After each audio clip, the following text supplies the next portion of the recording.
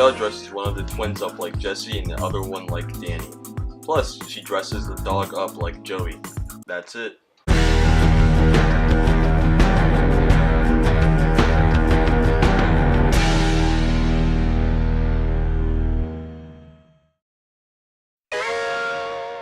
Joey comes home all excited about a surprise birthday present he's gotten for DJ. Everyone goes out to the backyard to see what it is and discover that he got a car. Everyone ogles the car, including Michelle, who delivers some remarkably stilted lines that are especially conspicuous because they're meant to convey enthusiasm. Wow! This is even cooler than what Joey got me for my birthday. Michelle, you got a Slinky. I said it was cooler.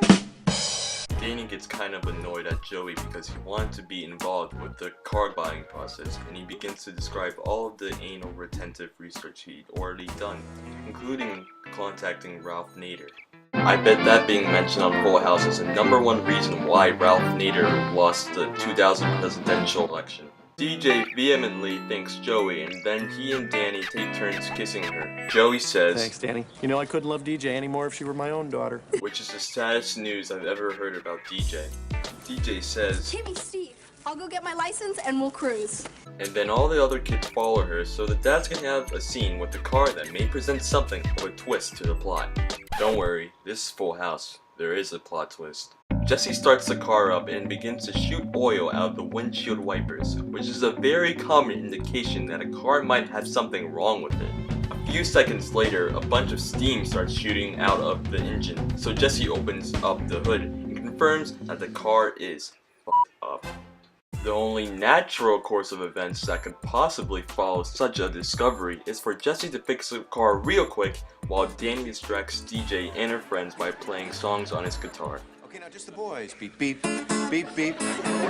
Joey does a bad job of assisting Jesse while he fixes the car, which leads to several gags that are not even worth mentioning. Meanwhile, Danny continues to stall DJ by getting Michelle and the twins to perform Pop Goes Weasel in C. on some little kid instruments. This is one of those moments where you can't help but wonder how this is even something that was ever on TV. It's literally just some little kids banging on some instruments and looking confused. Jesse manages to finish fixing the car just as DJ and her friends lose their patience with Danny. I have to admit, that's pretty impressive. I mean, let's just be generous and say that Danny was able to stall DJ for a whole hour. That's still an astonishingly quick repair job on the car that was clearly totally f***ed. Just as DJ and her friends get ready to drive off, a sexy lady cop pulls in front of their car right in their backyard.